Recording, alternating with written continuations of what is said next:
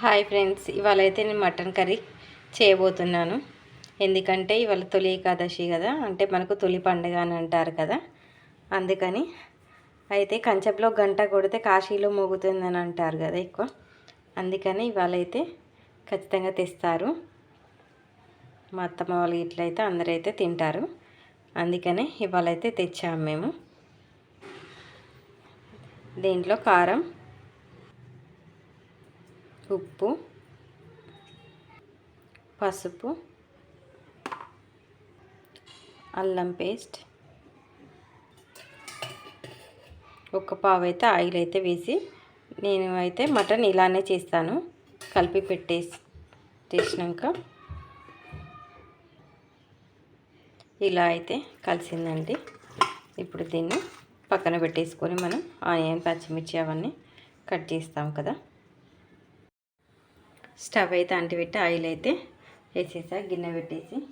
ఇప్పుడు దీంట్లో లైట్గా సాజీరా, 2 మిరియాలు, ఇలాచి, లవంగాలు అయితే వేస్తున్నాను.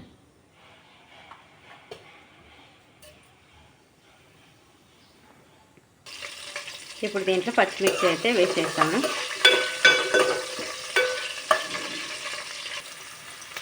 ఉల్లిగడ్డ అయితే వేసేసాను దీనిలో.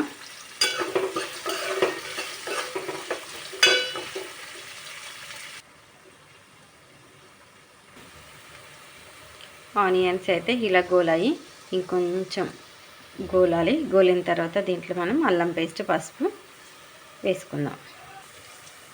ఇలా అయితే అయ్యాయి. ఇప్పుడు మనం దీంట్లో కొంచెం అల్లం పేస్ట్ ఆల్రెడీ దాంట్లో వేసాం కదా, దీంట్లో కొంచెం అయితే వేసుకున్నాను. ఎందుకంటే నాన్ వెజ్లో అల్లం ఎక్కువ ఉంటేనే బాగుంటుంది. ఎందుకంటే నీసు వాసన అనేది రాదు, గ్రేవీ అయినా బాగా వస్తుంది, స్పైసీగా బాగుంటుంది. ఇదైతే ఇప్పుడు గోలింది. దీంట్లో మనం మటన్ అయితే వేసుకుంటాం. మటన్ అయితే వేసి ఒకసారి కలిపేసా. ఇప్పుడు మనం మగ్గించుకుందాం దీన్ని ఆయిల్లో, మూత పెట్టేసుకుందాం. ఇలా అయితే అయ్యిందండి. ఒకసారి దీన్ని కలుపుకొని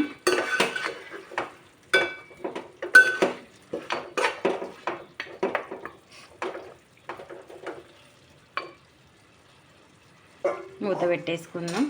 ఇంకొంచెం దగ్గరికి అయిన తర్వాత వాటర్ పోసుకుంటే సరిపోతుంది. ఎందుకంటే మటన్ కదా, ఉడకదు తొందరగా. ఇలా అయితే అయ్యింది. ఇంకొంచెం మగ్గిద్దాము. మగ్గిన తర్వాత వాటర్ పోసుకుందాం, బాగుంటుంది. ఎందుకంటే నీసు వాసన అనేది మొత్తం ఏమి రాదన్నట్టు ఫ్లేవరు. ఇంకొంచెం ఒక 2 మినిట్స్ తర్వాత మనం వాటర్ యాడ్ చేద్దాం దీంట్లో. చూసారా, ఇలా దగ్గరికి అయ్యింది. ఇప్పుడు మనం దీంట్లో వాటర్ అయితే యాడ్ చేసుకుందాం. వాటర్ అయితే వేసేస్తాం కదా ముక్క మునిగేంత వరకు. ఇప్పుడు ఇదైతే ఉడికిస్తాం. ఒక 2 మినిట్స్ ఫుల్ మంటలో పెట్టేసి తర్వాత మీడియంలో పెట్టేస్తాం. ఇలా అయితే మరుగుతుంది. ఇలా అయితే వాటర్ అయితే అబ్జర్వ్ చేసుకుంటుంది మటన్. ఇంకా చిక్కబడగాలి, ఇంకా ముక్క ఉడకలేదండి, కొంచెం మగ్గిద్దాం ఇంకా. ఇలా అయితే అయింది. ఇప్పుడు దీంట్లో ధనియాల పొడి, మసాలా. ఇలా అయితే మరుగుతుంది, కర్రీ దగ్గర పడుతుంది.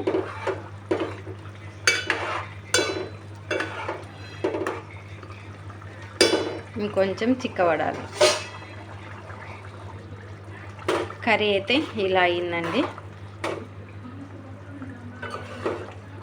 కొంచెం చిక్కబడ్డాక బంద్ చేసుకుందాం. ఎందుకంటే చారు గిట్లా ఏం చేస్తారని, ఇదే పులుసు లెక్క ఉండాలన్నట్టుగా ఇలా చేశాను. ఓకేనా ఫ్రెండ్స్, బాయ్.